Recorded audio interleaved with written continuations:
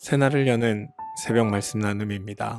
오늘은 2025년 3월 25일 화요일이고 말씀을 전하는 저는 강민 목사입니다. 오늘 하나님께서 우리에게 주신 말씀은 마태복음 24장 15절로부터 28절까지 말씀입니다.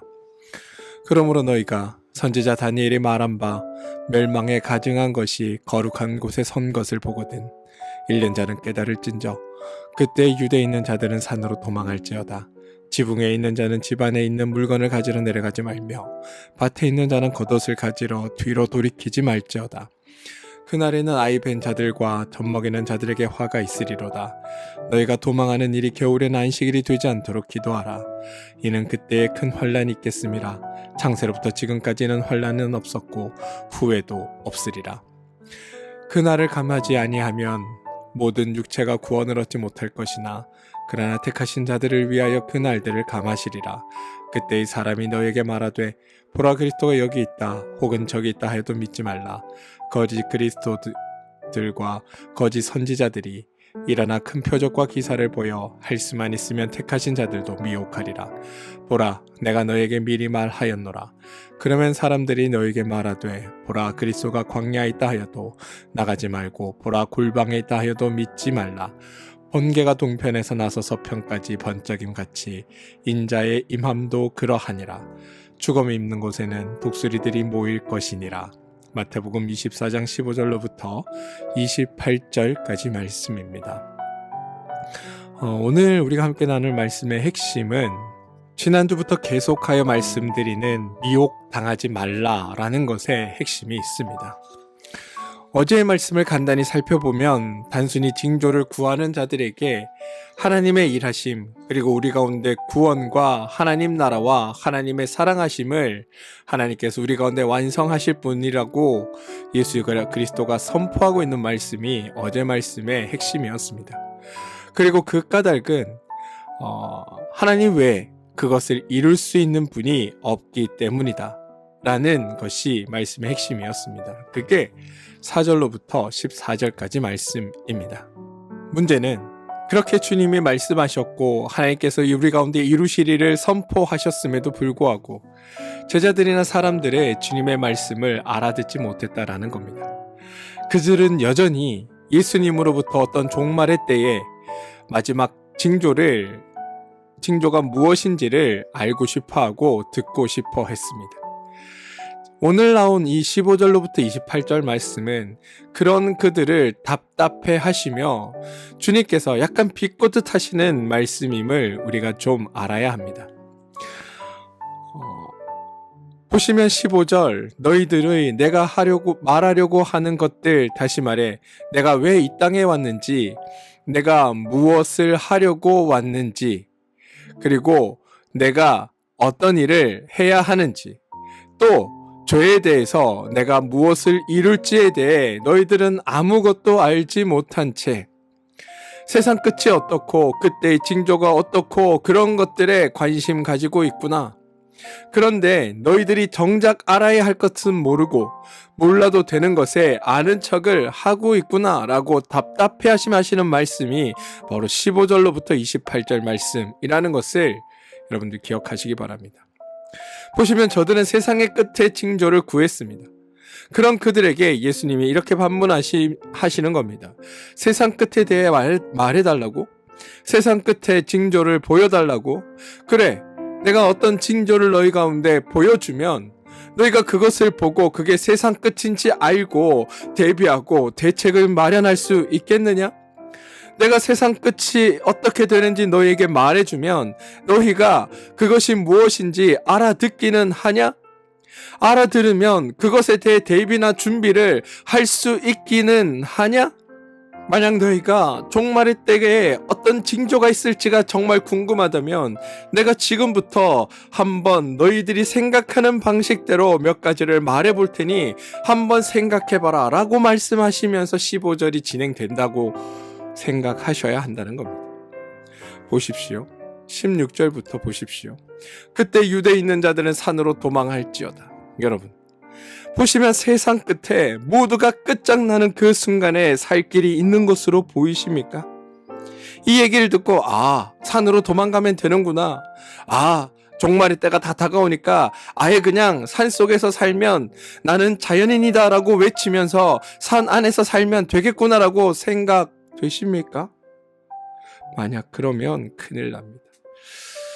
세상에 종말이 온다고 하면, 세상에 끝이 온다고 하면 어떻게 해야 살아날까요? 마지막인데 대비책이 있을까요? 산으로 도망가라. 그래서 산으로 도망하면 세상의 끝날을 피할 수 있을까요? 17절을 보시면 지붕 위에 있는 자는 집 안에 있는 물건을 가지러 내려가지 말라라고 되어 있습니다. 왜 이 사람은 지붕에 있을까요? 산으로 도망하지 못했기 때문에 지붕에라도 올라간 겁니다. 그런데 집 안에 있는 물건이 생각납니다. 18절을 보시면 밭에 있는 자는 겉옷을 가지러 뒤로 돌이키지 말라라고 되어 있습니다. 밭에 있는 자, 그가 집으로 들어가 겉옷을 가지러 간다고 얘기합니다. 왜 그럴까요? 그게 필요하다고, 그게 있으면 지금의 이 종말의 때를 더 잘 보낼 수 있을 거라고, 그게 있으면 이것들을 유용하게 사용할 수 있을 거라고 생각한다는 겁니다. 겉옷이 있으면 추운 밤 좀 따뜻하게 날 수 있지 않을까? 지붕에 올라갔는데 주변의 소식이라도 들으려면 라디오나 휴대폰을 충전할 수 있는 보조 배터리라도 들고 와야 할 것 아닌가? 혹시 몰라 집안에 있는 온갖 폐물들을 가지고 와야 하는 것 아닌가? 왜? 이것이 있으면 나중에 유용할지 모르니까. 그런데 여러분, 오늘 때가 어느 때입니까? 세상의 끝 아닙니까? 종말의 때입니다. 세상의 끝이라는 겁니다. 그런데 이런 것들이 의미가 있을까요? 주님의 말씀, 지금 예수님의 말씀은 지금 너희들이 종말의 때를 듣고 그 때를 준비한다고, 그게 얼마나 어리석은 일이고 그게 얼마나 바보 같은 일인지 너희들이 한번 생각해 보라라고 이 얘기를 하고 계시다라는 겁니다. 19절인데요. 그날에 아이벤 자들과 젖먹이는 자들에게 화가 있으리로다. 예수님이 왜 이런 말씀을 하실까요? 지금 예수님의 구원의 소식, 그것이 너희 가운데 이루어지겠다라고 말씀하시는 주님의 말씀을 듣고서도 여전히 그래, 세상이 끝나는 종말의 때가 올 거야, 마지막 그날이 우리 가운데 일어날 거야 라고 생각하는 자들에게 그들의 생각을 비꼬고 계시는 겁니다. 여러분, 종말의 때 가장 힘겨운 사람들이 누구이겠습니까? 사람들 중에 가장 연약한 자, 가장 대책 없는 자, 가장 기동성이 떨어지고 가장 위험에 노출이 많이 된 자가 아니겠습니까? 그리고 그런 자들은 누구일까요? 바로 아이벤 자들과 젖먹이는 자들 아닙니까? 성경의 다른 표현으로 하면 고아, 그리고 과부들입니다. 세상 끝날이 오면 무엇을 해야 합니까? 대비를 세우고 도망가고 살아날 궁리를 해야 합니다. 살아나려면 어떻게 해야 할까요? 재빨리 움직여야 합니다. 기동성이 확보되어야 합니다. 그런데 아이를 베거나 젖을 먹여야 할 아이가 있다면 어떨까요? 피할 수나 있겠습니까? 20절을 볼까요? 너희가 도망하는 일이 겨울이나 안식일이 되지 않도록 기도하라. 이는 그때에는 큰 환란이 있겠으리라. 창세로부터 지금까지 이런 환란은 없었고 이후에도 없으리라. 아니, 왜 겨울이나 안식일이 되지 않도록 기도하라고 하실까요? 유대인들은, 여러분, 지금 당시 예수님 말씀을 듣고 있는 이 이스라엘 백성들은 안식일은 누구보다도 철저하게 지켰던 이들입니다. 땀을 흘리는 그 어떤 일도 해서는 안 되는 날입니다. 심지어 이들은 어느 정도였냐 하면 로마와 전쟁을 할 때 안식일에 로마군이 쳐들어오니까 이 칼을 들고 이 로마 병정들에게 맞서기보다 그냥 안식일에는 아무 일도 하지 않고 죽음을 맞이하는 것들을 선택했던 이들이 바로 이스라엘 백성들입니다. 따라서 안식일이 걸리면 마지막 날인데 도망조차 할 수 없게 되는 겁니다. 그러니 안식일이 되지 않도록 기도하라고 말씀하는 겁니다. 그런데 여러분, 이게 가당키나 한 일인가요? 주님은 지금 무슨 말씀을 하고 있으신 걸까요? 그날이 온다, 그러니까 그렇게 준비하고 그렇게 기도하라, 이런 말씀일까요? 그게 아니라 하나님께서 오셔서 너희들을 새롭게 하고 세상이 끝나고 다시 시작되는 그날은 너희에게 하나님의 구원과 하나님의 은혜와 하나님의 은총으로 말미암아 너희들 그리 구원받고 죄로부터 용서받는 그날이 시작되는 것인데, 너희는 하나님의 그 말씀과 하나님의 그 이루심은 보지 못한 채 여전히 어떤 세상이 끝날 것, 혹은 로마가 우리 가운데 끝날 것, 이런 것들만 기다리고 있으니, 그런 너희들에게 끝날이 이런 날들이 생긴다고 생각하라고, 그것이 가당키 나겠냐고, 그러면 너희들이 그날을 대비하고 준비하고 피할 수나 있겠냐고. 그러니 그런 어리석은 생각에 빠지지 말라라고 말씀하고 있는 게 오늘 말씀의 핵심이라는 겁니다. 마지막 날이 온다가 아니라 너희들이 생각하는 그 마지막 때는 틀렸다라는 겁니다. 그게 얼마나 어리석은 생각인지 한번 지켜보라라는 게 주님의 말씀이라는 겁니다. 22절 보겠습니다. 22절. 그 날들을 감하지 아니하면 모든 육체가 구원을 얻지 못할 것이나 그러나 택하신 자들을 위하여 그 날들을 감하시리라.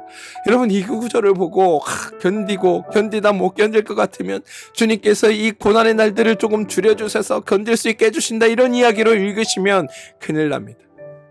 여러분, 동네 깡패가 야, 너 가진 거 다 가져와 라고 해서 지갑에 있는 돈을 다 주었다고 생각해 봅시다. 그런데 그 깡패가 나를 힐끔 보더니 야, 그래도 너 집에 갈 차비는 있어야겠지 라고 얘기하면서 지갑에 있는 많은 돈은 다 가져가고 나한테 2,000원 주면서 야, 버스 타고 집에 가라 라고 생각해 봅시다. 그러면 2,000원 준 그 깡패를 향해 야, 당신은 매우 자비로운 분입니다 라고 말하는 게 가당키나 한 일입니까? 22절 본문을 고난을 줄여 견디게 해주신다면, 그렇게 읽으면 하나님이 2,000원 돌려준 깡패랑 무슨 차이가 있느냐라는 말입니다. 하나님이 모든 것을 하실 수 있으면 마지막 때도 없게 하실 수 있는 것 아닙니까?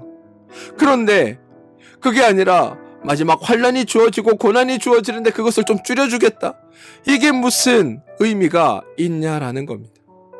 그러니 이 본문은 그렇게 해석하는 게 아닌 겁니다. 지금 주님은 사람들의 생각을 깨우쳐 주고자 하십니다. 하나님이 어떤 분인지를 알려주고자 하십니다.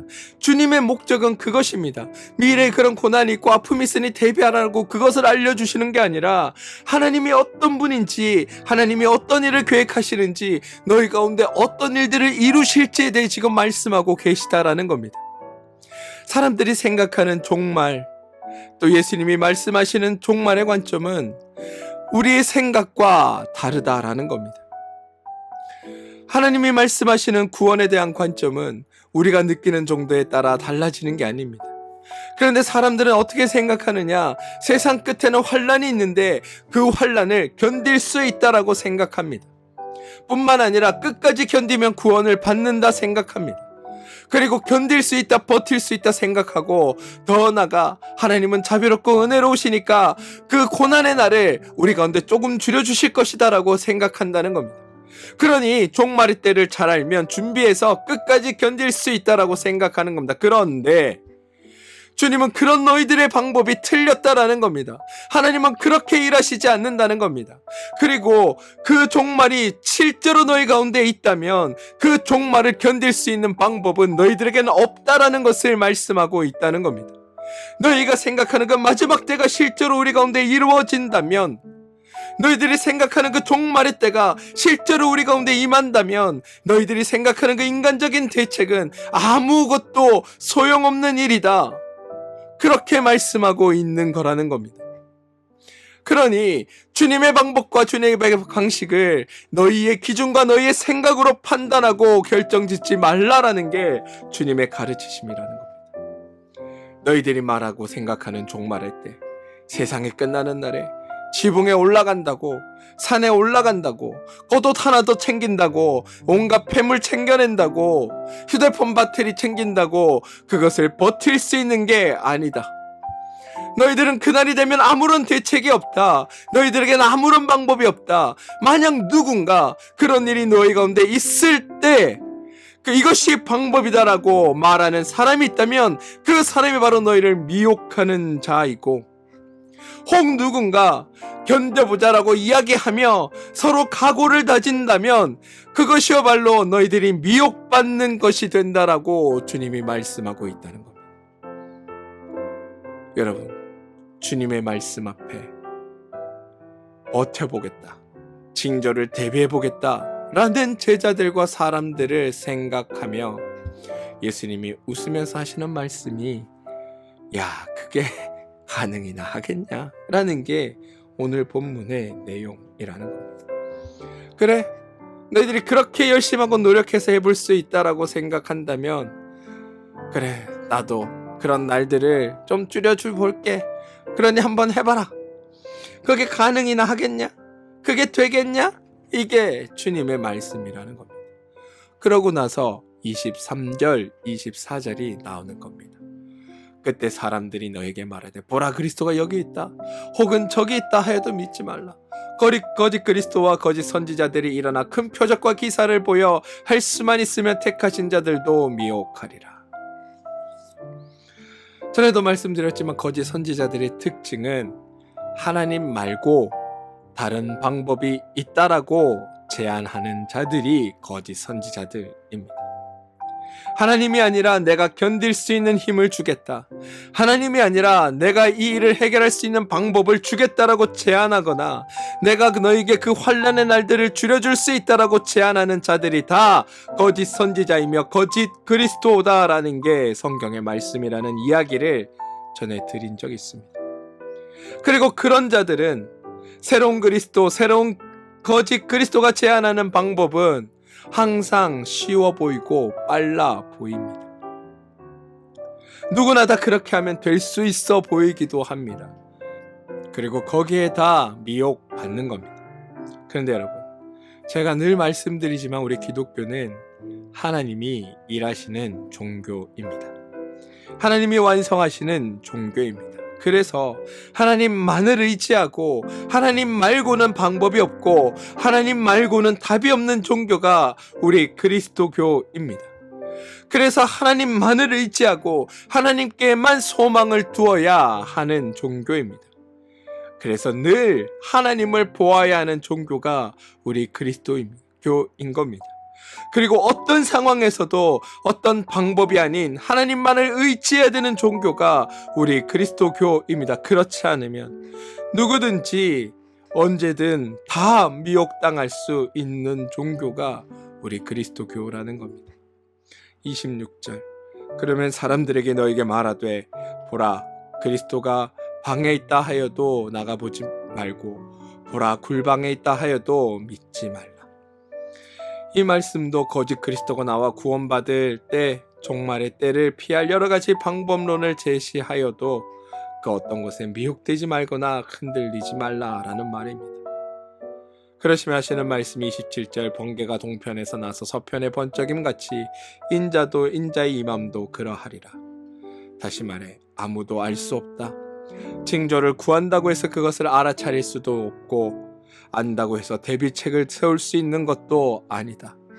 너희들이 할 수 있는 것은 단 하나, 너희들을 향한 하나님의 그 선하신 뜻을 믿는 것, 너희들을 향한 하나님의 그 일하심과 하나님의 그 열심을 믿는 것, 너희들을 향해 주시겠다고 하시는 하나님의 그 의지와 능력 많으심을 믿는 것, 그것만이 너희가 할 수 있는 일이다. 종말의 때 너희들이 생각하는 그 마지막 날이 만약 너희에게 임한다면 너희들은 아무런 방법도 아무런 것도 할 수 없다. 그런데 하나님은 그런 때를 너희에게 주시는 것이 아니라 나를 통해 너희의 죄를 구원하게 하시고 너희가 세상에 속한 자들이 아닌 하나님께 속한 자들로 바꾸시고 너희를 위하여 나를 이 땅에 보내시고 나의 피와 살을 통하여 너희를 하나님 자녀로 만드는 그 일을 하나님이 지금 이루고 계신다. 그리고 그 일을 너희 가운데 이루실 것이다. 그게 세상의 끝, 다시 말해 모든 죄로부터의 종말이고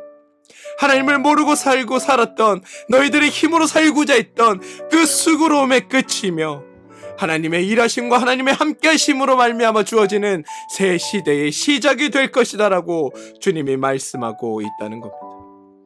사랑하는 성도 여러분, 주님은 지금 이렇게 말씀하십니다. 너희는 알지도 못하고 이해하지도 못할 것이다. 그래서 하나님이 계시하고, 그래서 하나님이 나를 보내셨고, 내가 너희를 위해 십자가를 짐으로 말미암아 너희를 구원할 것이다. 그리고 너희를 구원하는 그날이 세상의 끝이 될 것이며, 세상에 속한 자로서의 삶이 끝이 될 것이며, 하나님께로 속한 자로서의 삶이 시작되는 바로 그날이 될 것이다. 죄로부터 죄의 영향을 받는 그 날의 끝이며, 하나님의 생명의 자리로 옮겨져 하나님의 생명으로부터 시작되는 그 새로운 날의 시작이 바로 그 날이 될 것이다. 그것이야말로 참된 종말의 때이고, 그것이야말로 마지막 때이다. 너희에겐 방법이 없다. 너희는 그것들을 스스로 이루어낼 능력도 없으며 그게 언제 일어날지도 알지 못한다. 그래서 너희에게 방법이 없음을 아시기에 하나님이 나를 보내셨고, 내가 너희를 구원할 것이고, 내가 너희를 위해 십자가를 심으로 나의 피와 살을 버림으로 너희를 구원하여 하나님의 자녀 되게 하겠고, 하나님 안에서, 하나님 나라 안에서 새 생명을 얻은 새로운 존재로 새로운 세상에 속한 하나님 나라 백성이 된 그 세상을 살아갈 수 있도록 내가 너희를 위해 그 모든 것들을 감당하겠노라. 그러니 너희는 그 은혜를 받고 그 구원을 받으며 하나님의 마음을 알고 하나님의 원리와 하나님의 심정으로 이 땅에서 하나님의 은혜를 누리며 살아가는 그런 자들이 되도록 하여라. 이게 주님의 말씀이라는 겁니다. 사랑하는 성도 여러분, 예수님은 우리의 참된 그리스도 되십니다. 구원을 전제로 아무것도 우리에게 요구하지 않으시고, 구원을 담보로 우리에게 아무것도 바라시지 않으십니다. 다만 우리를 사랑하심으로 그 구원을 이루시고 완성하셨습니다. 그 사실을 기억하시고 살아가는 여러분들 되시기 바랍니다. 세상이 끝날 때 어떤 징조를 보며 끝이다라고 말씀하지 마시고, 이미 우리는 하나님의 그 구원하심과 예수 그리스도의 그 피 흘리심으로 말미암아 죄로부터, 죄의 그 연속된 사망의 자리에서 벗어나 영생의 자리로 옮겨진 자 되었고, 죄에 속한 자가 아니라 하나님 나라에 속한 자가 되었다는 것을 기억하시고, 어떤 방법론에 미혹당하여 살아가는 삶이 아니라 받은 바 은혜, 그리고 행하신 바 받은 삶을 풍성히 누리며 살아가는 그런 여러분들 되어주시길 주님의 이름으로 축원드립니다. 함께 기도하겠습니다. 주님, 우리는 방법이 없습니다. 오직 하나님만이 우리의 방법이십니다. 우리는 답이 없습니다. 오직 하나님만이 우리의 정답이십니다. 우리의 방법, 우리의 답이 아니라 오직 하나님만 의지함으로, 오직 하나님만 붙들므로, 오직 하나님 안에서 참된 구원을 누리며 살아가는 우리가 되게 하여 주시옵소서. 하나님께서 우리에게 이루신 일들을 알게 하셔서 미혹되지 않고 오직 주님만 붙들며 나아가는 그런 우리 모두 되게 하여 주옵소서. 예수님의 이름으로 기도합니다. 아멘.